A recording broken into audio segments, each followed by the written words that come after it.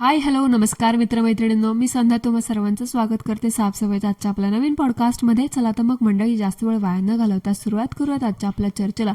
तर मंडळी, आजचं पॉडकास्ट आपलं कोणावरती असणार आहे, थंबनेल आणि टायटल बघून तुम्हाला समजलंच असणार. ज्यांना कोणाला नाही समजलं त्यांच्यासाठी सांगते की आजचं आपलं पॉडकास्ट होणार आहे चाची 420 चालू वहिनी 420 बद्दल. आता बऱ्याच जणांना अजूनही समजलं नसेल तरी आता मी सांगते की आज आपण बोलणार आहोत युरोपियन मातोश्रीच्या सो कॉल्ड फेवरेट मोठ्या वहिनीबद्दल. आता बरेच जण विचारतात की ही वहिनी कोण, कोणाची वहिनी, मी हिला वहिनी का म्हणते. तर मंडळी, ही ना आपल्या युरोपियन मातोश्रीची मोठी वहिनी आहे, म्हणजे युरोपियन मातोश्रीच्या मोठ्या भावाची बायको, म्हणजे मोठी भाभी.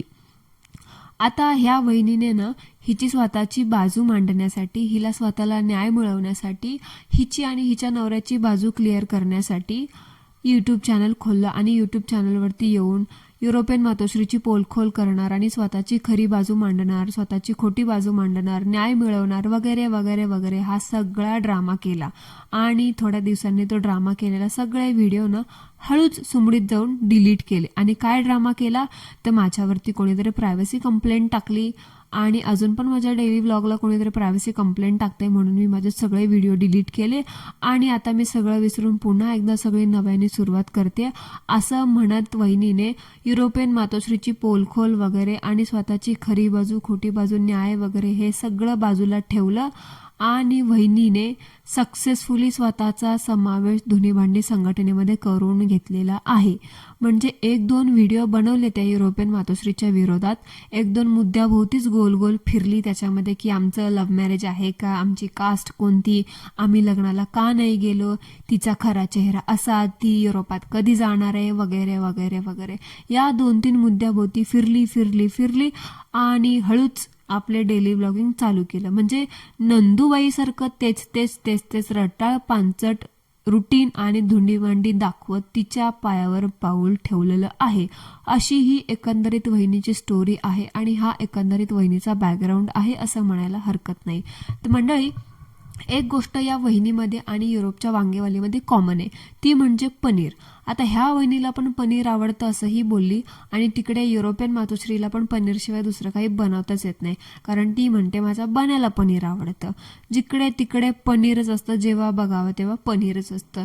कधी पनीर खुर्चन बनवते तर कधी पनीर लबाबदार बनवते. तर म्हणजे आता ह्यांचं एवढं त्या पनीरवरचं प्रेम बघून आहे ना, ह्या दोघी ननंद भावजांचं, मला असं वाटतं ना थोड्या दिवसांनी ह्या स्वतःचा पनीरचा ब्रँड वगैरे लॉन्च करतील की काय. नाही म्हणजे आता बघा ना, पनीर लबाबदार असतं ना, तसं ह्यांनी पनीर बदबूदार अशी स्वतःची एखादी नवीन रेसिपी जरी अपलोड केली ना, तर त्यात मला नाही वाटत की काही नवल असेल म्हणून.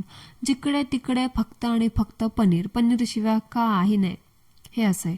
आणि मंडळी, थोडंसं ह्या विषयाला आपण ब्रेक देऊयात आणि एका महत्त्वाच्या मुद्द्याबद्दल बोलूयात. मंडळी, मला ना एक गोष्ट जाणवली ह्या आपल्या वहिनीबद्दल. बोलू का?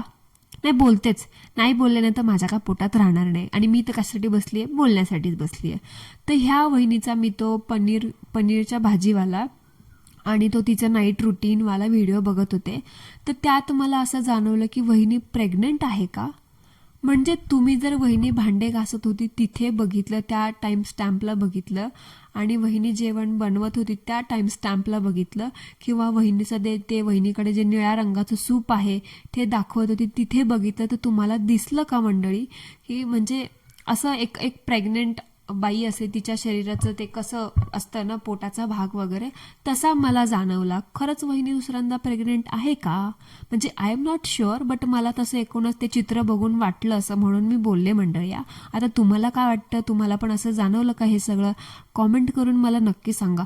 आणि आणि आणि आणि असं जर असेल ना मंडळी, तर खरंच काय खरं नाही. मग मनापासून वहिनीचे आणि त्यांच्या नवऱ्याचे आणि होणाऱ्या मोठ्या दादाचे पण अभिनंदन, कारण त्याला पण कोणीतरी दादा म्हणणारं येणार आहे ना, लहान भाऊ येईल किंवा लहान बहीण येईल. आणि स्पेशली अभिनंदन वहिनीचं, बिकॉज वहिनीकडे आता कंटेंटची काही कमतरता नसणार. न्यू बेबी न्यू कंटेंट, कारण आता सगळीकडे ट्रेंडच चालू आहे ना प्रेग्नन्सीचा. त्याच्यामुळे वहिनी बहुतेक आहे ना सगळं खूप आधी प्री प्लॅन करून आली होती. वहिनीने जेव्हा सुरुवातीचे 1-2 व्हिडिओ टाकले का तेव्हा तर मला असं वाटलं की चला ठीक आहे, तावा झालं हे सगळं, रागारागामध्ये झालं, तिला तिच्या भावना कंट्रोल नसत्या झालेली म्हणून ती सगळं काही बोलण्यासाठी तिच्या मनातली भडास काढण्यासाठी आली असेल यूट्यूबवरती. पण आत्ता सगळ्या कड्या एकमेकांना जुळत आहेत. वहिनीचा हा पूर्ण प्री प्लॅन सगळ्या गोष्टी वहिनी करत आहे असं मला जाणवलं. सुरुवातीला वहिनीने प्लॅन, जेव्हा वहिनीला समजलं की वहिनी प्रेग्नेंट वगैरे आहे सेकंड टाइम, तर वहिनीने असा विचार केला असेल की ह्या युरोपच्या वांगेवालीसोबत तर ऑलरेडी आपलं खटकलेलं आहे आणि ती कसं लोकांना पैसे दाखवून सगळ्या स्वतःच्या गोष्टी पुढे करून करते आणि लोकांना पण पुढे करायला लावते.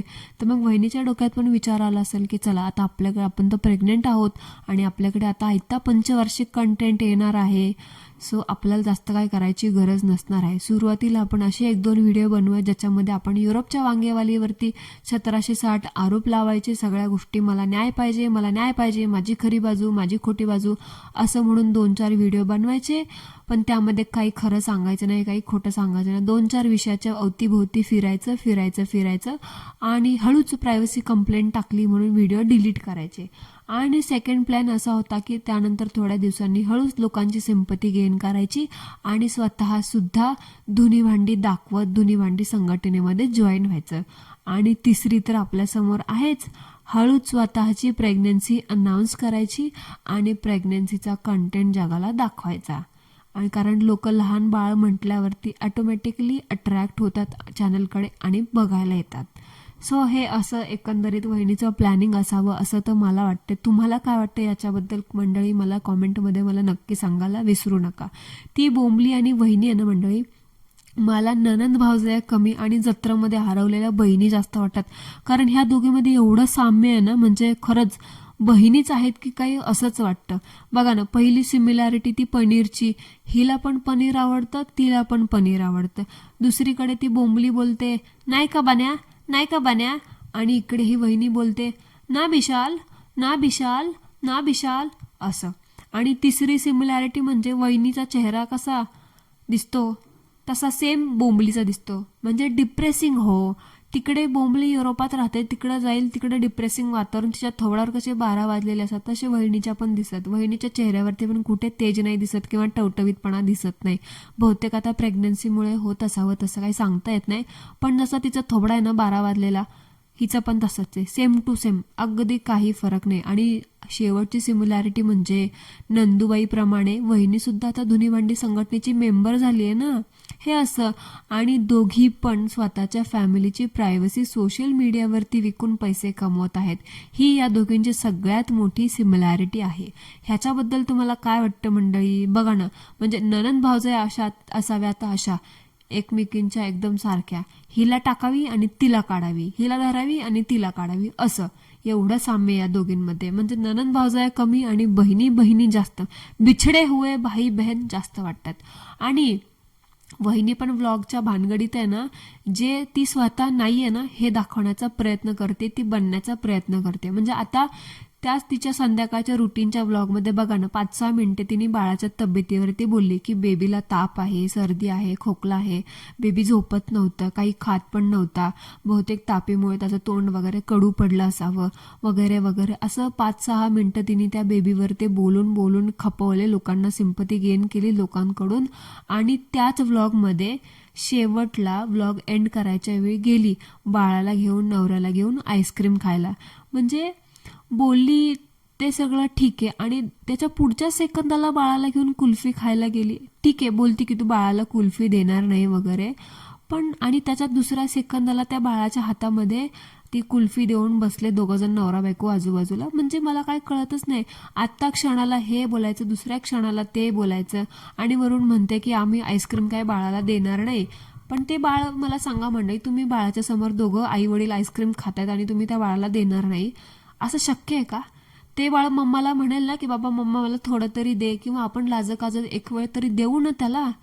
ह्या बायका असं बोलतात, म्हणजे ज्या नाहीत ते सुद्धा दाखवण्याचा, बनण्याचा ह्या बायका प्रयत्न करतायत. म्हणजे आत्ता बोलायचं की मी त्याला आईस्क्रीम देणार नाही कारण त्याला खूप ताप आहे, आणि नेक्स्ट मिनिटाला त्या बाळाच्या हातामध्ये आईस्क्रीम दिलं. म्हणजे काय लावलं सगळं तू? व्लॉगिंगच्या नादामध्ये त्या बावळट वांगेवालीसारखं मुलांकडे दुर्लक्ष करू नकोस. नसता गेला आईस्क्रीम खायला त्या रात्री तर काय बिघडलं असतं का तुमचं? तुम्ही जे आहात तेच दाखवा, उगाच नाही ते दाखवण्याचा प्रयत्न का करताय तुम्ही लोक? हे व्लॉगिंग नसतं चालू केलं तर गेली असंच का तिकडे उंडगत आईस्क्रीम खायला तू? नाही ना? मग व्लॉगिंगसाठी काहीही करायला लागलीस का? हेच शिकलीस वाटतं त्या वांगेवालीच्या सावलीत राहून. ते म्हणतात वाण नाही पण गुण लागला. हे असं झालं ह्या वहिनीच्या मध्ये. ती वांगेवाली कसं खोटं बोलते, नाही त्या गोष्टी दाखवण्याचा प्रयत्न करते, ती जे नाही ते बनण्याचा प्रयत्न करते, ही वहिनी पण तेच करते. व्लॉगिंग नसतं केलं, नसतंच करत असती आता, तर त्या बाळाला घेऊन बसली असते घरामध्ये. का? तर त्याला ताप आलाय म्हणून. आत्ता त्याला ताप आलाय आणि दुसऱ्या क्षणाला घेऊन आईस्क्रीम खायला घेऊन गेले. म्हणजे काय बावळटपणा आहे हा, मला काही कळतच नाही. उगाचच त्या व्लॉगिंगच्या नादामध्ये आपण जे नाही आहोत ते बनण्याचा प्रयत्न करतात आणि स्वतः एके दिवशी अशा घाण फसतात ना की ह्यांना तोंड दाखवायला सुद्धा जागा राहत नाही. पण ते काय म्हणतात ना, पैशासाठी लोक आपली लाज सुद्धा विकून खातात. आणि ह्या दोघींनी ना अगदी तेच करायचे ठरवले. ती बोंबली, ती तर पागलच आहे, बिंडोकच आहे ती तर वांगेवाली. आणि आता वहिनी पण तिच्या पायावरतीच पाय ठेवते. बहुतेक वहिनीने पण ठरवले मला काही पण करून पैसाच कमवायचा आहे. अंधभक्तांना तर बाबा काय, मला तर काय कळतच नाही. अंधभक्तांना पण आता वहिनीची आहे ना टायटॅनिक सारखी इगतपुरी शेजारी शेजारी लव्ह स्टोरी ऐकायची आहे. आता थोड्या दिवसांनी वहिनी पण बसते बघा कोपऱ्यात दादाला घेऊन लव्ह स्टोरी सांगायला. आणि काय त्या बोलायचं अंधभक्तांना, त्यांना तर दुनियाच्या 1760 लव्ह स्टोऱ्या सांगितल्या ना तरी ते पागल लोक ना सगळ्यांना वेड्यागत लव्ह स्टोरी सांगायला विचारायला बसतात.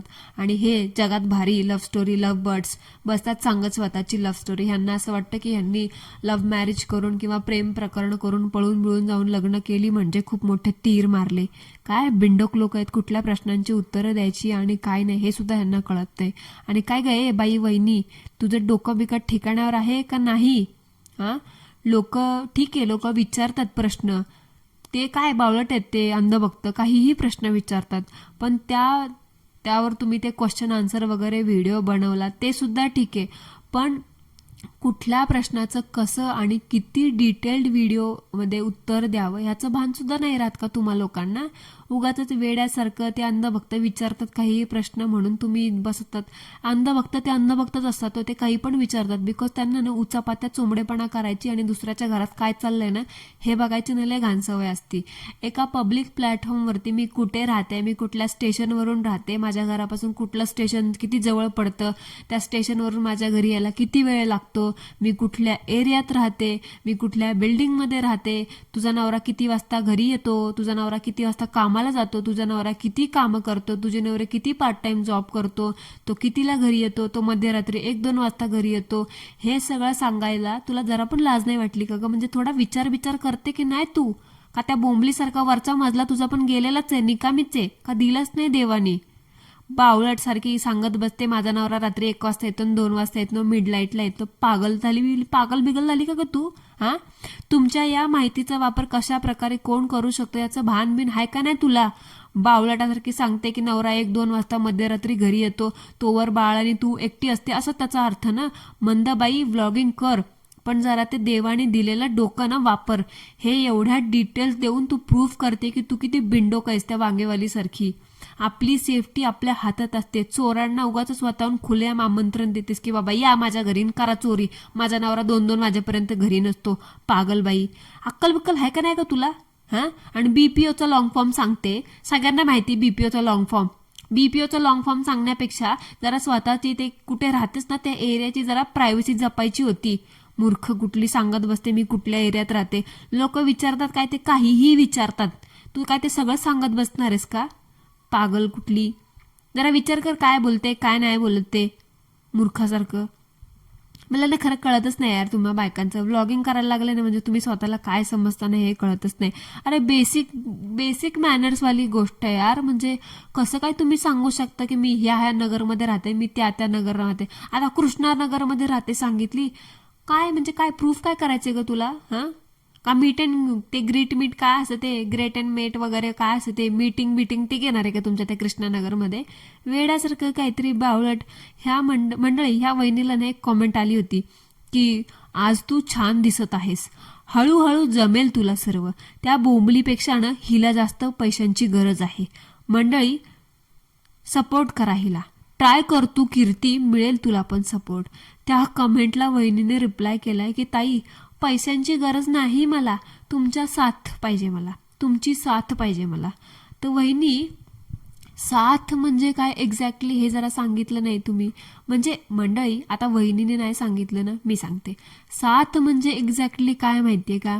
व्ह्यूज आणि सबस्क्रायबर्स. म्हणजे माझे व्हिडिओ बघा, चॅनल सबस्क्राईब करा, मला अजून काही नाही पाहिजे. कारण इनडायरेक्टली व्हिडिओ पाहिला, सबस्क्राईब केलं तर डॉलर्स तर येणारच आहेत. त्याच्यामुळं आम्हाला पैसा नको, आम्हाला फक्त तुमची साथ पाहिजे. साथ साथ म्हणायचं आणि लोकांना साथमध्ये बांबू लावायचे. एवढं मात्र हिला चांगलं जमतं. मी काल परवाच्या पॉडकास्टमध्ये बोललो होते की वहिनीला शब्दांचे खेळ कसे करायचे नाही हे चांगले जमतात. आणि ही बोलते की मला म्हणजे खरी सत्याची बाजू मांडायची होती, आली मोठी सत्यवादी. हे वेडासारखी काहीतरी. भक्तांमुळे तर व्ह्यूज येतात ते ना, त्यामुळं वहिनीनं शब्दाचा खेळ चांगला खेळते. आणि ही तेच खेळून आहे ना आता स्वतःचं चॅनल मॉनिटाईज करून बसलेली आहे. आणि वहिनी, जरा डोक्याचा तो मजला आहे ना, जरा तो काढ मेंदू बाहेर, खळखळ खळखळ साबणाच्या पाण्याने धुवून नाही तर फिनाईल बिनाईल टाकून धु आणि परत बसव. जरा डोक्यात घे की तू सोशल मीडियावरती आहेस, कळालं का? सोशल मीडियावरती तुला चांगल्यासोबत वाईट सुद्धा अशा दोन्ही प्रकारची लोक तुम्हाला बघत असतात. आपली सेफ्टी आपल्या हातात आहे. आपण जेवढं सावधान राहू, आपण जेवढं सतर्क राहू, आपण तेवढे सेफ राहू. कळालं का? एवढा डिटेल देणं गरजेचं नाही. कुठलीही एक एक तुमची माहिती त्याचा किती मिसयूज होऊ शकतो हे तुम्हाला आत्ता नाही कळणार. त्याच्यामुळे ना सोशल मीडियावरती कुठलीही गोष्ट बोलताना जरा 4 वेळा विचार करून बोलत जावा. समजलं का? फालतू ते व्लॉगिंगच्या नादामध्ये ना मूर्खासारखं बरळत बसू नकोस बावळट कुठची. जरा बघ ते काय बोललीस, किती डिटेलमध्ये सांगून बसलीस ते. आता झालं बघून, 30-40 हजार लोकांनी बघितलंय ते. घ्या आता, पुढं जे काय होईल त्याला जबाबदार तुम्हीच आहात, असं म्हणायला हरकत नाही. सो मंडळी, दॅट्स इट फॉर टुडे. आणि मंडळी, वहिनीचं ते प्रेग्नन्सीचं त्याच्याबद्दल तुम्हाला काय वाटतं ते कॉमेंटमध्ये मला नक्की सांगायला विसरू नका. सो मंडळी, that's it for today. I hope तुम्हाला आजचं आपलं पॉडकास्ट आवडला असेल तर कॉमेंटमध्ये मला नक्की सांगा. नसेल आवडलं तरी सुद्धा सांगा. भेटूया उद्या लवकर.